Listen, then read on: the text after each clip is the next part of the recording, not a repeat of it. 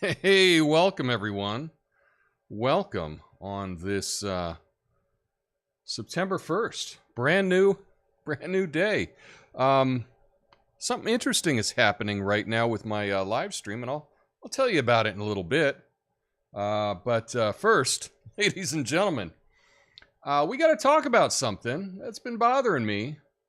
That's the consequences of challenging real authority in this country. It's like we're borrowing a page from the playbook of Putin or African warlords, and let me tell you, it's not a good look. Not a good look. Now, this week, we saw the sentencing of some Proud Boy leaders for their role in the Capitol riot, or what the corporate media calls an insurrection. Joe Biggs and Zachary Rail got 17 and 15 years respectively. That's longer than most marriages, folks, but hey, when you mess with the Capitol, you're messing with your aunt's Christmas sweater collection. You're messing with the symbolic heart of American democracy. So here's the thing. They're treating these Proud Boys like they challenged the supreme authority himself. Putin style. I mean, we're not in Russia. We're challenging Putin might get you a one-way ticket to Siberia or right off the side of a rooftop bar. No, we're not in some war-torn African nation either where dissent can make you just disappear. But you see, challenging authority here comes with a price too. And how do you figure out who's got the real authority? Well, simple. You see who you're not allowed to criticize. See, in Putin's Russia, you criticize Putin, you vanish. In some African dictatorships, you criticize the warlord, you're gone. But in America, we've got courts, judges, and due process, is what they tell me. We've got the First Amendment that's supposed to protect our right to speak up, criticize, and question authority. So let's not throw the baby out with the bathwater, America. We can condemn violence and illegal actions without giving up on our right to challenge authority. We're in a democracy, not an autocracy. We should damn well act like it. But here's the kicker, folks. Challenging real authority, whether it's the government, corruption, or even the media, comes with consequences. And sometimes those consequences can be harsh. We're seeing it in the courtrooms with these Proud Boys. We're also seeing it in other aspects of our society. So let's be vigilant. Let's be critical. Let's be aware that taking on real authority isn't always a walk in the park. Remember, folks, when you challenge authority, you find out who's got the real authority by who you're allowed to criticize. It's a lesson we should not forget. My name's Tom Coffey. This is the Coffee Nuance Show, the best censored commentary news show live right now. Flame on.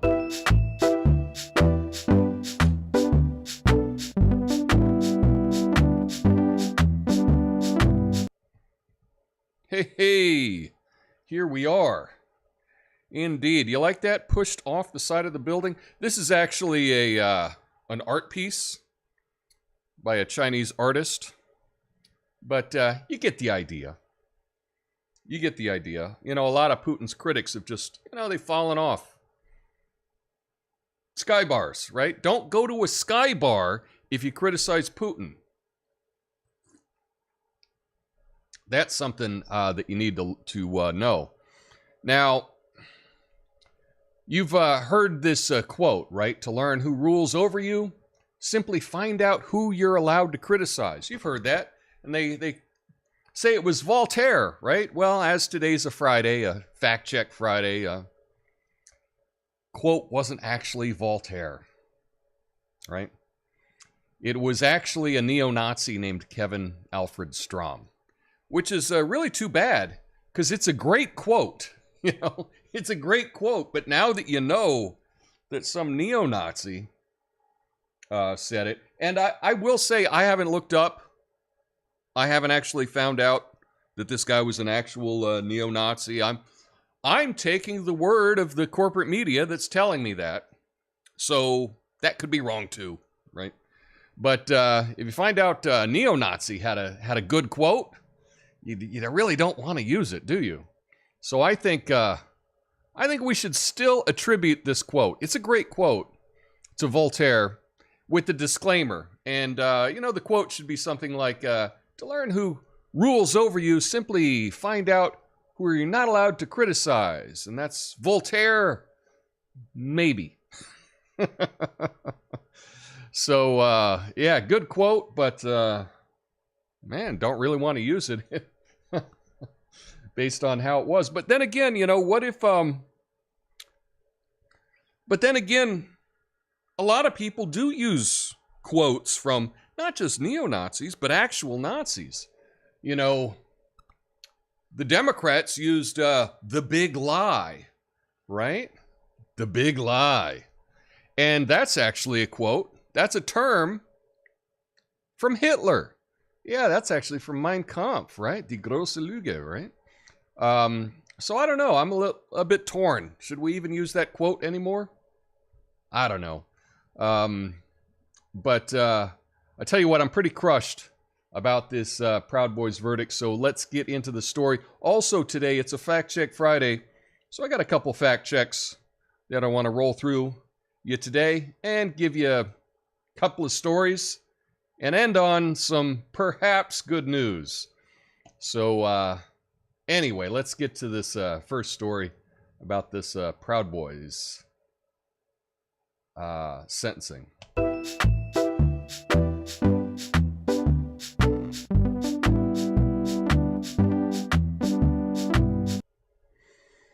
So,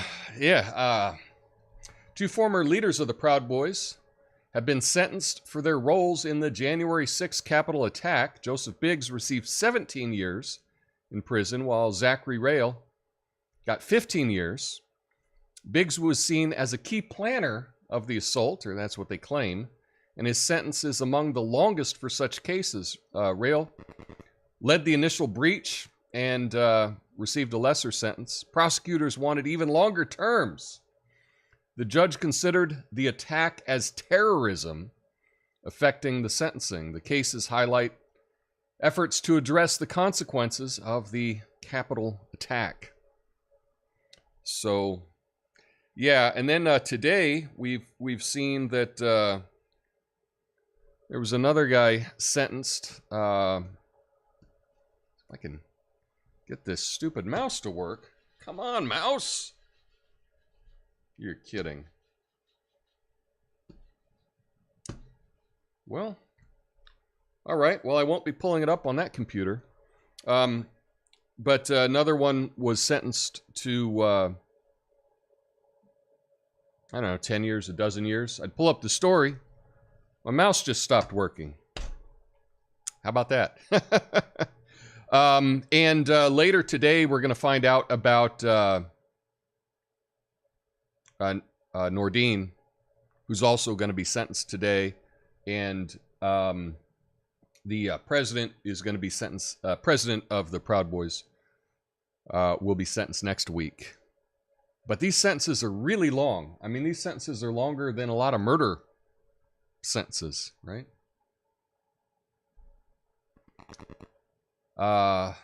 This is kind of crushing to me because here's what I will tell you about this. Whatever your opinions on the Proud Boys are, I will say I think I know about the organization pretty well from firsthand knowledge. Let's just put it that way.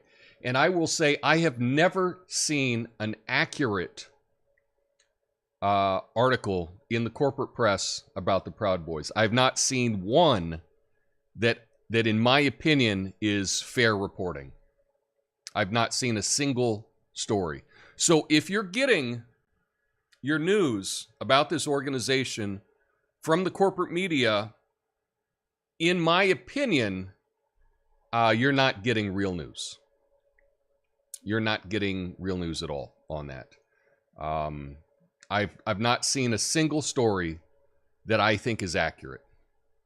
But that's just my opinion. That's my opinion. Take it for what it's worth. I'm just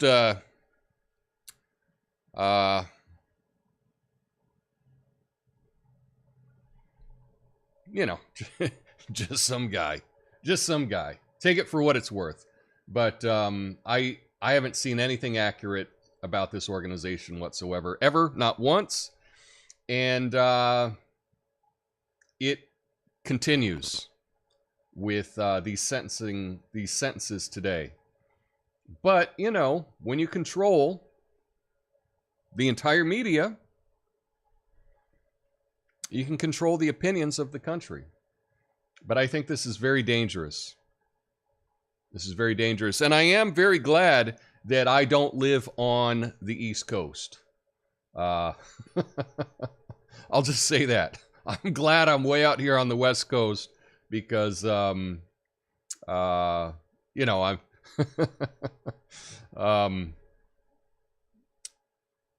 because I might have been there if I lived in the area, perhaps. Well, who knows? Anyway, I don't know. This is really crushing, and I got to say that's one of the things that I'm very disappointed in Donald Trump about was not doing anything for his supporters. And I feel very bad for all of the people that actually believe this was an attempted insurrection. I feel sorry for what the news did to you. I feel sorry for the reporting that you saw that where you came to that conclusion. That's all I can say is, in my opinion, you've been bamboozled. And it's one of those things that nobody likes the guy pointing out. Nobody likes the kid pointing out that the emperor was not wearing any clothes. Okay? Let's just put it that way. So, I don't know. Sad day for the country, in my opinion, on that. But now, let's get to something a little more positive, like the FBI and their DNA database.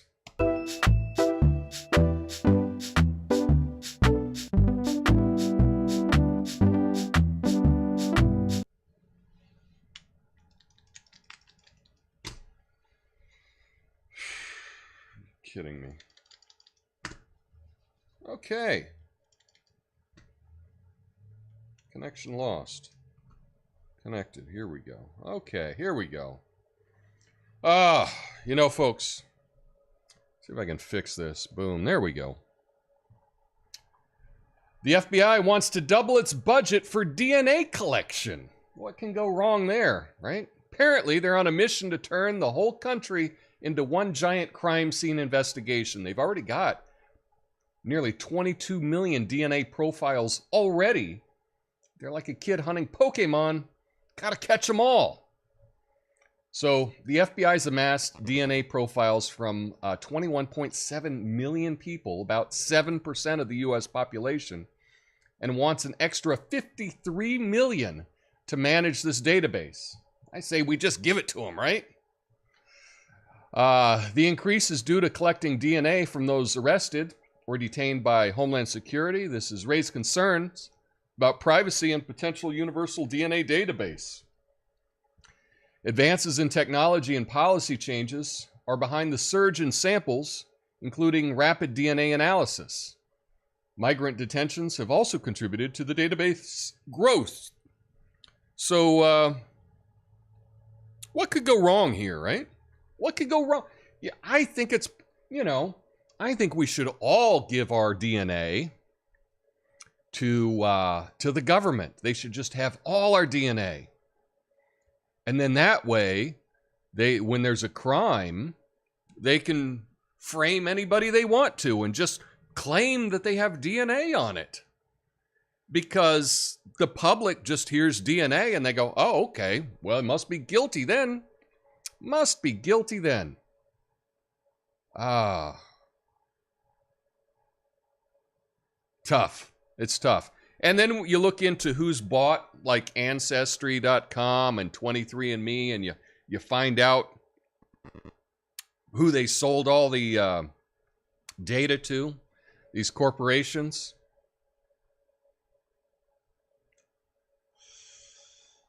Yeah, I'm sure it's all beneficial and it's all good, and nothing bad will ever come of this. So I think that's a positive story, right? That the FBI has a DNA database, and soon it'll be 10% of of the country.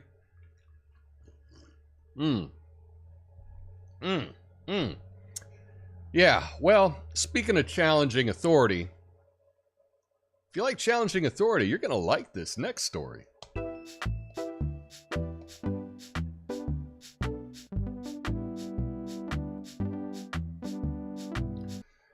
Hey, did you hear about the guy in Saudi Arabia who got sentenced to death for some tweets?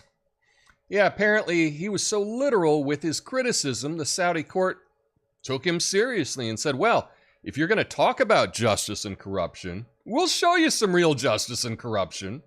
And by justice, we mean off with your head. Yeah, Saudi court has sentenced a retired teacher, Mohammed al-Mahdi, to death for posting 5 tweets criticizing corruption and human rights violations. He was convicted under various articles of Saudi Arabia's counterterrorism law. Oh, they're calling him a terrorist so that they can punish him. Well, it's a good thing that doesn't happen here. Anyway, it includes describing the king or crown prince in a way that undermines religion or justice. Human Rights Watch and other organizations have expressed concern over escalating crackdown on free speech in Saudi Arabia, with a significant increase in executions in recent years. Al-Mahdi's brother, a government critic in exile, believes the severe sentence may be a form of retribution against him. Saudi authorities have not responded to my tweet request for comment. So, yeah, how about that? Well, you know, they may just chop their head off over there in Saudi Arabia. We don't do anything like that here. We just put people away for 17 years. Lock them up. You know, if you trespass for 20 minutes, you know. So we are so much better. We're so much better than Saudi Arabia, because in Saudi Arabia, they'll kill you if you criticize the government. In this country, we don't do anything close to that. No, certainly not. Boy, it seems like a lot of negative news today, doesn't it? I'm sorry about that. But be sure to stick around for the after show. I'll go through all your comments, give you an update on some things I'm working on, and all that good stuff. But it is a Friday. It's a Fact Check Friday, so let's get to some fact checks, shall we?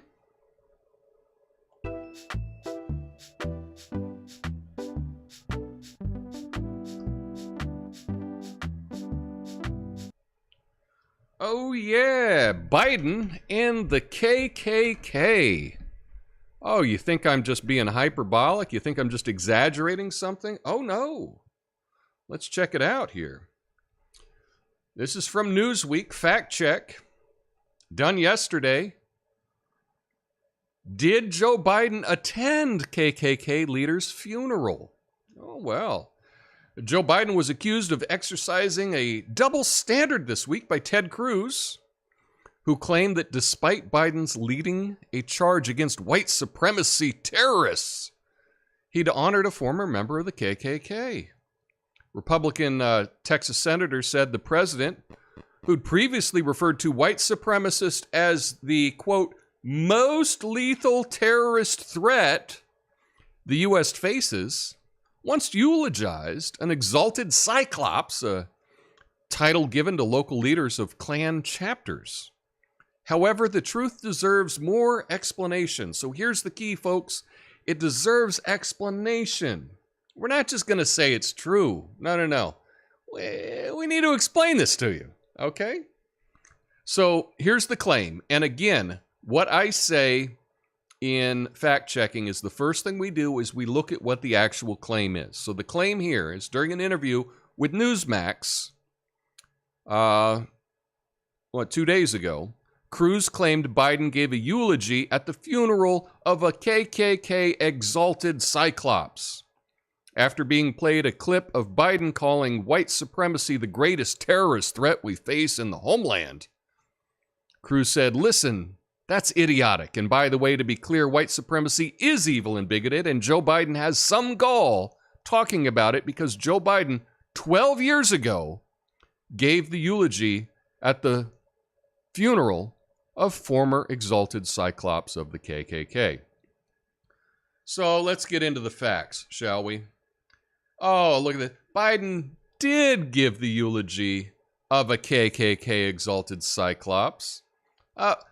But Newsweek says we need some context, okay? We just need some context. 2010, Biden provided a eulogy for Democratic West Virginia Senator Robert Byrd, who in the 40s helped recruit new members of his chapter of the Klan. According to his 2005 autobiography, Byrd said he regretted his decision as a young man, thinking his membership would help his political career. Well, it certainly didn't hurt his political career. He became senator. My God. So, anyway, Biden's eulogy of Byrd can be watched via C-SPAN, during which he said Robert C. Byrd elevated the sentence and was the embodiment of his state. Wow. So, dozens of senators gave tributes to Byrd in the Senate. Lindsey Graham, Chuck Schumer, Mitch McConnell, John Kerry, John McCain. Yeah, they all paid homage to Byrd. Byrd, he was a member of the Democratic Party, served as a senator for more than 50 years. Why don't we have term limits? Damn. His past was not without controversy, however, including a 14-hour filibuster against the 1964 Civil Rights Act. You're kidding me. You're telling me a Klan member had an issue with the Civil Rights Act? Oh, my goodness.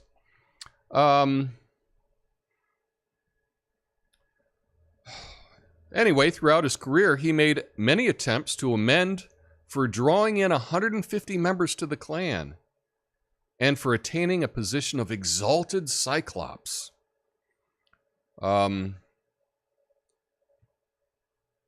Wow. Well, the ruling, so rather than just saying, yeah, it's true, Biden gave his eulogy, which seems to be what one should do, right? Ted Cruz made the claim, right? The claim is that the guy was a big Klan guy. Biden gave his eulogy. We can't just say true, though, because we need some context. And so rather than just saying true, Newsweek says, it needs context. The president did give a eulogy. However, Byrd publicly renounced his decision later in his career, and many of his attitudes he exhibited before when he became senator of West Virginia. So he became senator of West Virginia, and all those bad thoughts and all those bad deeds, those are all washed away. Okay? While Byrd's history is undoubtedly shocking, Cruz's claim does not spell out the complicated story behind it. See, Ted Cruz didn't use enough nuance when he made the claim that Biden gave the eulogy for an ex-Klan exalted cyclops, even though Biden did indeed give the eulogy for the Klan's exalted cyclops, Robert Byrd. So, yeah. So that's what you need to know about fact-checking in 2023. Something can be 100% true without any, I mean, the claim is 100% true. This little thumbnail, what do we call this? A little graphic picture-in-picture here. That's actually from the eulogy that was on C-SPAN. There he is. Joe Biden, that's an actual screenshot from it. You're welcome. But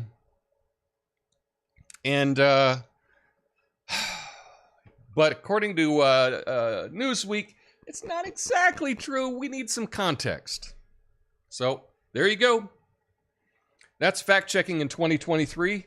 And that's an example why you should believe all fact-checkers, because they give you the nuance. They don't just tell you that it was true. They tell you that it needs context. So there you go. Just for kicks, let me give you one more fact check. This is just a bonus fact check for today. And this is Corinne Jean-Pierre. And you know what? I'm not even going to fact check this. I'm just going to play this for you, and you can decide for yourself what you think about this. Aren't you guys stopping the flow at the border? We are stopping the flow at the border. If anything, what the president has been able to do on his own without the help of Republicans in Congress, something that he had to do on his own again because Republicans refuse to give the funding necessary to deal with a situation, a broken immigration system that has been broken for decades.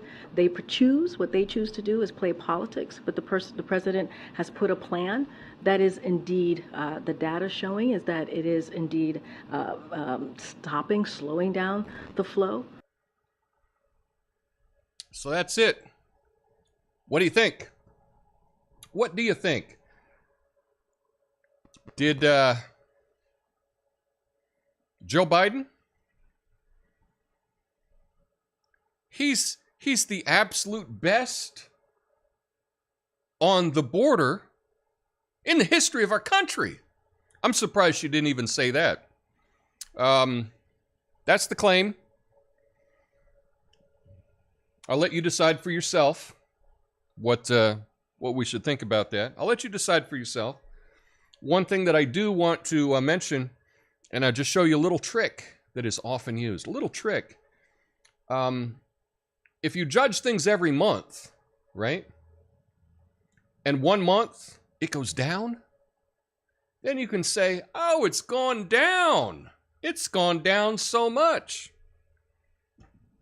So, analogy is never good for persuasion, but sometimes they work for explaining things. But if you were to say to your wife, hey, wife, me, a cheater? No.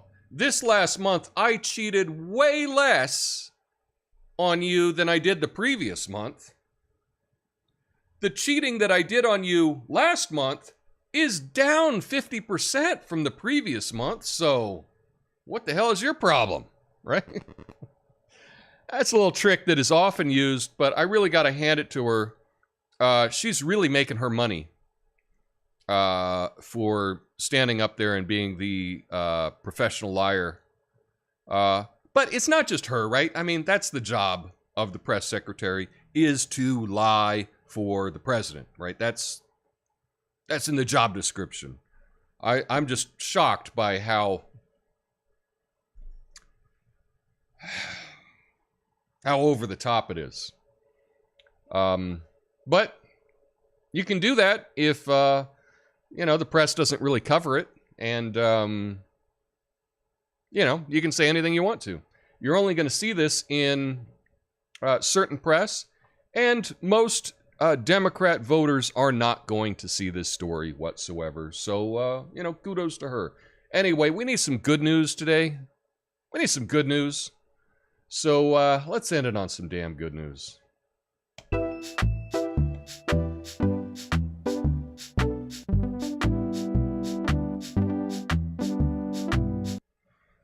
So, Chinese megacities, once notorious for choking air pollution, have seen a remarkable 42% reduction in pollution levels in the past 10 years. Yeah. This positive change has extended urban residents' lifespans by an average of 2.2 years, citation needed. And the credit goes to China's war on pollution. See? We got a war on drugs here. Not in Portland.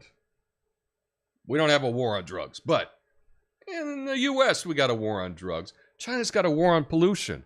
And it's working, it's working so well. It involves measures like curbing heavy industry in city centers, limiting coal power plants, reducing car numbers during peak hours, and extensive tree planting. Have I heard anyone else talk about planting trees? Oh, yeah. Some cities could see residents gaining up to 6 years of life based on their science, I guess. Well, this is going to be news to many people in China. I remember this is a story. A friend of the family, their mother came over to visit from China and was truly shocked and was like, I can't believe the sky is blue. I can't believe the sky is blue. She'd never seen a blue sky before, but she'd lived in Beijing her whole life. No, I'm sorry, Shanghai. She lived in Shanghai her whole life. Never seen a blue sky before. Came to Oregon, saw blue sky for the first time. Well, this is great news because I guess they got blue skies back in China. And I'm sure that this is a totally legitimate news story. It is good news.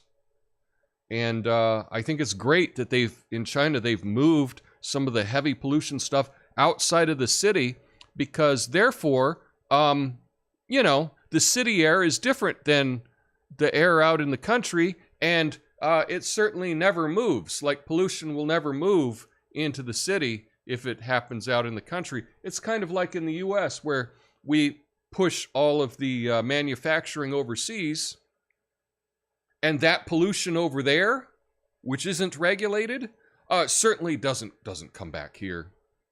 Because we have, it's back in the days when we had a no smoking section. We had a little plexiglass thing up, right? Because that smoke never came into the no smoking section. It stayed over in the smoking section.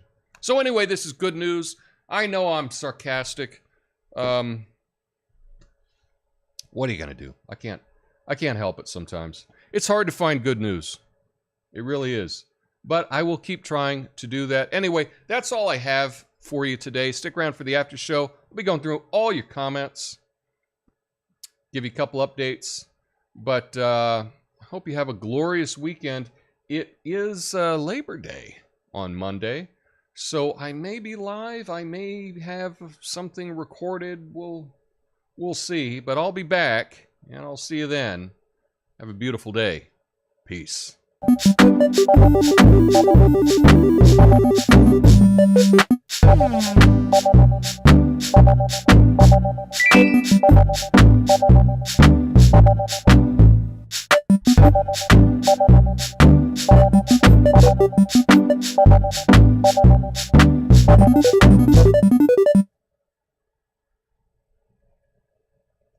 Boom. There we go. There we go. All right. $1 in the all right jar that I never made. OX_00 flame on. Good to see ya over there on Rumble. As a reminder, you want to subscribe on Rumble as well, even if you love the YouTube chat, because there's a possibility I could go live on Rumble only. You don't want to miss that. So, not saying that that's happening right away, but you want to be prepared. Natasha says, I heard Russia is giving away land to people who will farm it, but no GMOs allowed.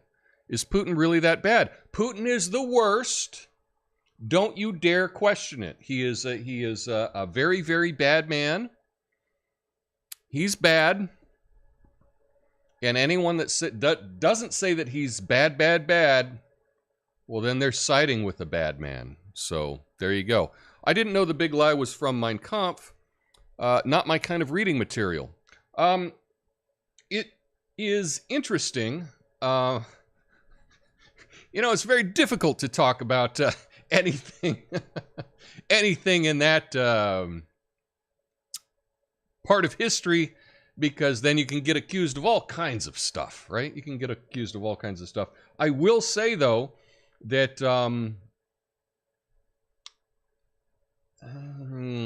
see, I'm self-editing. The book's not exactly what you may have heard it is. Let's just put it that way. There may be some things in that book that are different than what you might have been told. But of course, it should go without saying, Adolf Hitler, very, very bad man. Very bad. Very bad. Bad. Bad, bad. I'd like the option of no GMO, but they're everywhere, and I don't think labeling on it is allowed. We just know that basically all the corn and some veggies are GMOs. Yeah. Erie Fairies, hi Tom, hi chat. Listening while you work as usual. Well, glad you got a job that allows you to do that. So very cool. Natasha says, I've taken up gardening. Not sure if the seeds are modified or not. I am pretty excited about gardening. It's something that I would like to get into more. And I have various parts of my yard that are just totally not used, and I think they could use a garden. So it's something that I'm looking into as well. In my opinion, says Ellen Duril, in my opinion, people need to rise up more. Things are getting out of hand, not just in the USA, but the more you read about politics, the less you want to think about politics. That's exactly it. That's exactly it. And in many ways, I regret learning anything about the news. I really do.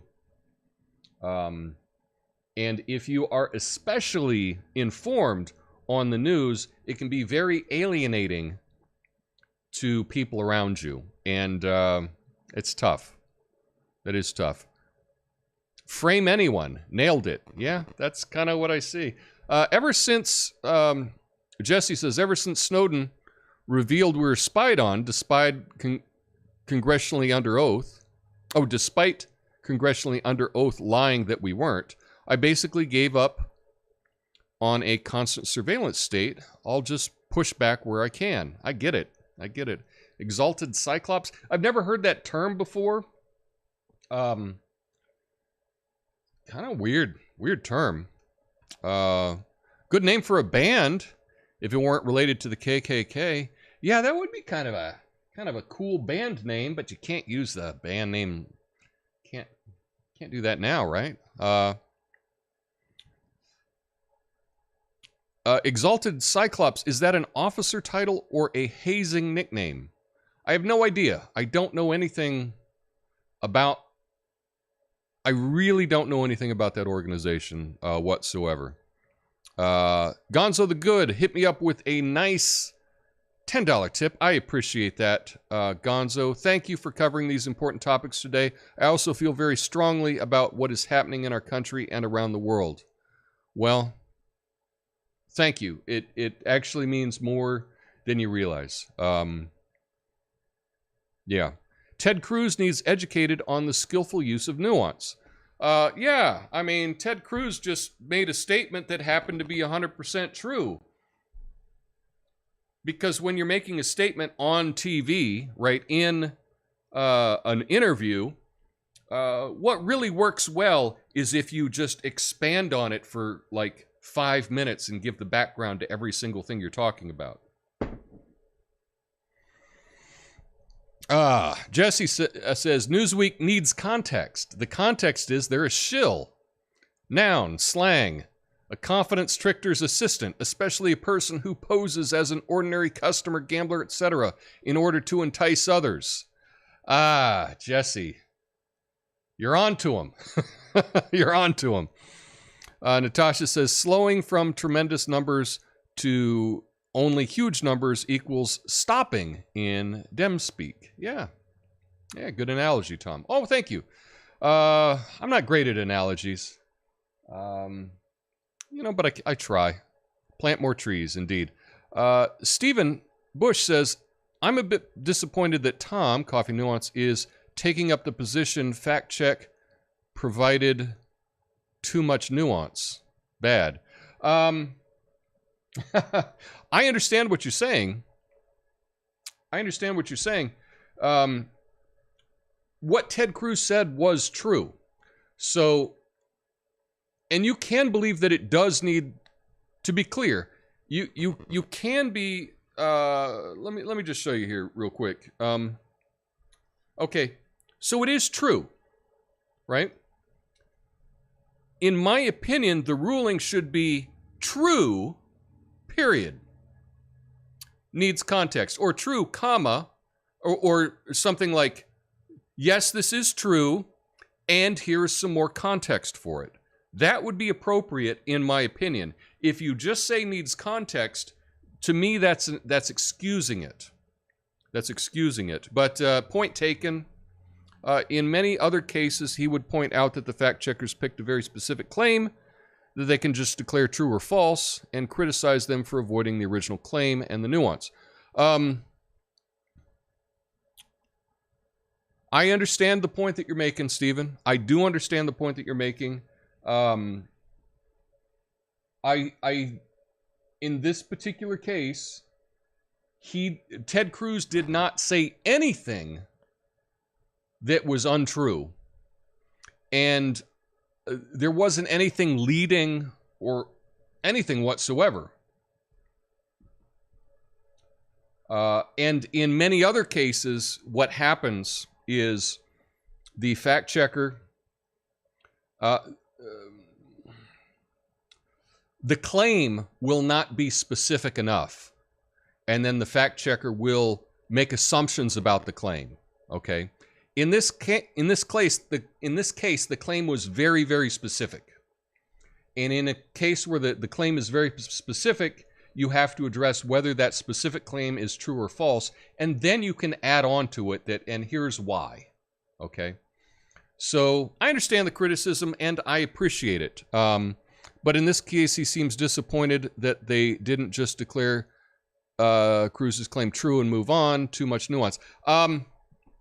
No. I'm fine. Like, I think it would be a bad fact check if they just said, yes, true. That would also be a bad fact check. I do think that there should be some context, right? Because the guy was not, when he died, he wasn't like a grand wizard of the Klan or whatever. It was something that happened decades earlier. And so I feel that should be explained. So you can say, this claim is true, and here's some details about it. I think that would be more fair, rather than just saying like, it's too complex, it needs context. No. You got to say that it's true, and then give the details. So I believe that I'm being consistent, but if you don't think that I am, that's okay too. I understand. So, but I do appreciate you pointing that out, Stephen. And had I to do the fact check over again, perhaps I could have phrased it a little bit better. So thank you for the constructive criticism. No issue there whatsoever. Hairway to Stephen says, is it just me, or has Biden been oddly quiet regarding the Trump indictments and mugshot? He hasn't said a whole lot. You know, he did say the one thing that they asked him about his mugshot, and he said, handsome man or handsome fellow or something like that. Gave a little chuckle. And I think after that happened, I think probably the press was told, don't you ever ask Biden about this again. But again, I'm mind reading and I'm just making things up in my head there. So there you go. Steven says, thanks for clarifying. I agree. It should have just said true in the let me try it again. I agree. It should have just said true in the conclusion. So in my opinion, that fact check, it should be true. And here's the details, or here's why, or here's the explanation. Totally fair. I think taking away the true from that leads to ambiguity. And most people don't actually read the whole article, right? And so it's very important that you choose what the top word is on something. So anyway, that's that. If you were looking forward to my book review of this, which I said I would put out yesterday, other things came up, and let's see. I don't know if you can see my little bookmark. What? I said I wanted to finish the book before I did the book review. I'm on page 191 of, and I'm just about done. Let's see. So I'm about 20 pages from the end. So I will finish this probably today, and I'll get a book review up tomorrow. That's my plan anyway.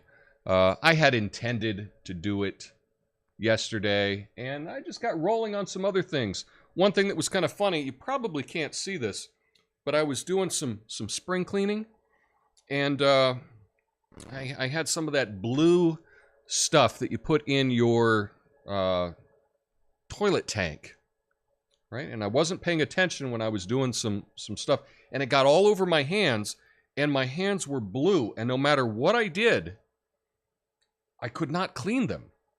I mean, I tried scrubbing and scrubbing and scrubbing, and I just couldn't get the blue dye off my fingers. Crazy day.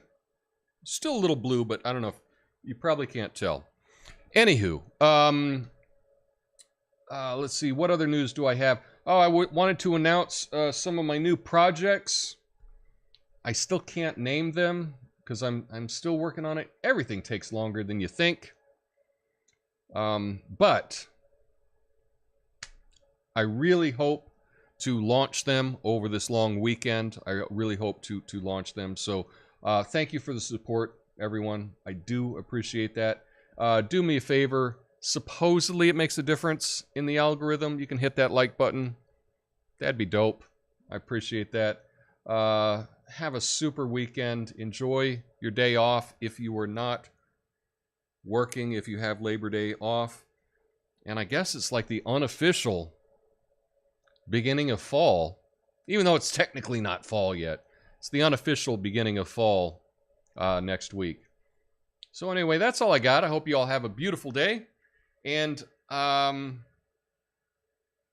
see you soon. Until then, peace.